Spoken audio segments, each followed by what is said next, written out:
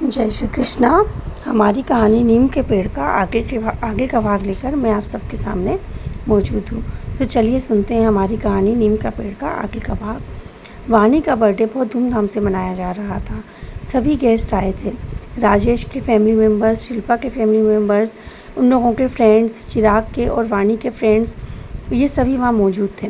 इस सभी भीड़ में अचानक से एक ऐसा चेहरा आया जिसे देखकर राजेश चौंक गया। राजेश बार बार उन्हें देखे जा रहा और राजेश को ऐसा लग रहा कि राजेश ने इन्हें पहले कहीं देखा है। राजेश बहुत अपने दिमाग पर जोर डाल रहा, पर उसे समझ ही नहीं आ रहा कि उसने कहाँ देखा है उन्हें, और उसे समझ में नहीं आ रहा था आखिर ये हैं कौन जो इस पार्टी में आए हैं, इन्हें इस पार्टी में किसने बुलाया। तभी अचानक राजेश ने पहले शिल्पा से पूछा, शिल्पा क्या तुम उन्हें जानती हो कि वो कौन है, क्या तुमने उन्हें इन्वाइट किया है? शिल्पा ने कहा, नहीं राजेश, मैं इन्हें नहीं जानती। तभी वहाँ चिराग आया। चिराग से राजेश ने पूछा, बेटा क्या तुम इन्हें जानती हो, ये कौन है? तो चिराग ने कहा, हाँ पापा, ये मेरे फ्रेंड है ना नीरज, उनके पापा हैं, चलिए मैं आपको इनसे मिलवाता हूँ। तभी राजेश के साथ चिराग उनके पास गया। राजेश को चिराग ने मिलाया, पापा ये मेरे फ्रेंड है नीरज और ये हैं उनके पापा। तो उन लोगों ने हाय हेलो किया, पर उसके बाद भी राजेश उनसे ये पूछ नहीं पाया कि मैंने आपको कहाँ देखा है। पार्टी में बिज़ी होने के कारण राजेश ने बार बार कोशिश की, पर वो उन्हें पूछ ही नहीं पा रहा था कि वो कौन है। राजेश के मन में बार बार ये सवाल चलता रहा कि आखिर मैंने इन्हें कहाँ देखा है, कौन है ये, पर राजेश को याद ही नहीं आ रहा था। ऐसे ही पार्टी ख़त्म हुई, सारे गेस्ट चले गए। रवानी और चिराग बहुत खुश थे। वो लोग अपने गिफ्ट खोलकर देखने लगे। तभी अचानक शिल्पा की माँ उनके पास आई और कहा, बेटा अब हमें भी रामपुर के लिए निकलना होगा। शिल्पा ने कहा, माँ एक दिन तो रुक जाओ ना, इतनी रात को आप कहाँ जाओगे? उसकी माँ ने कहा, नहीं बेटा, हम लोग अभी चले जाएंगे, फिर हम कभी आएंगे।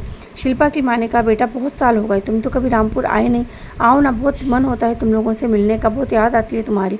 तो शिल्पा ने कहा, माँ क्या करूँ, याद तो मुझे भी बहुत आती है, बच्चे भी बहुत कहते हैं, पर कर क्या करूँ, बच्चों की पढ़ाई और अब इतने बिजी शेड्यूल हो गया है कि हमारा एक दिन के लिए भी रामपुर आना हो ही नहीं पाता है। तो माँ कोशिश तो पूरी करते हैं, अब देखते हैं, अगर मौका लगा तो इस बार छुट्टियों में मैं ज़रूर रामपुर आऊँगी।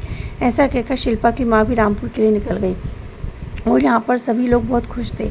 पर राजेश के मन में बार बार यही सवाल सताया जा रहा था कि आखिर वो आदमी कौन था, क्या था, उसे कुछ समझ में ही नहीं आ रहा था।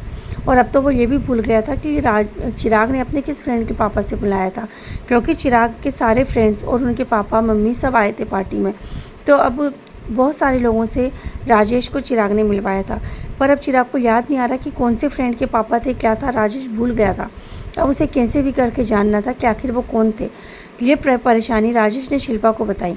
शिल्पा से राजेश ने कहा, शिल्पा तुम्हें याद है हमारे इतने गेस्ट आए थे, उनमें से एक मेंबर ऐसा था जो मुझे ऐसे लग रहे थे कि जैसे मैंने उन्हें बहुत करीब से देखा है, पर मुझे याद नहीं आ रहा था।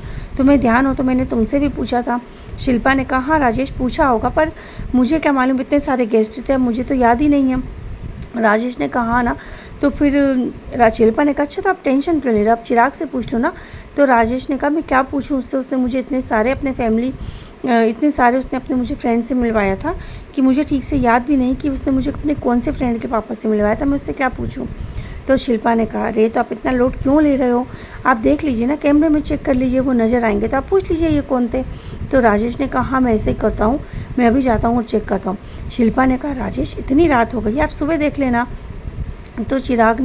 तो राजेश ने कहा, नहीं मुझे सुबह तक नींद नहीं आएगी, मैं अभी जाकर चेक करता हूँ। ये कहकर राजेश अपने मोबाइल में चेक करने लगा और शिल्पा बाहर निकली। तभी उसने अचानक देखा कि बच्चे जाग रहे हैं। चिराग के रूम में झांक कर देखा तो उसने देखा चिराग अपने मोबाइल में गेम खेल रहा है। शिल्पा ने चिराग को डांटा कि चिराग इतनी रात हो गई है, अब सो जाओ। तभी उसने देखा वानी के रूम में, तो वानी फिर कोई ड्राइंग बना रही थी। शिल्पा थोड़ी देर तो वहीं खड़ी रही। उसके बाद थोड़ी देर बाद जब वानी जाकर सो गई तो शिल्पा गई और उसने देखा कि वानी ने एक ड्राइंग बनाई है। शिल्पा वापस उस ड्राइंग को देखकर चौंक गई कि आखिर ऐसा वानी ने क्या बना डाला। अब आगे की कहानी जानने के लिए सुनते रहिए हमारी कहानी नीम का पेड़। Thank you.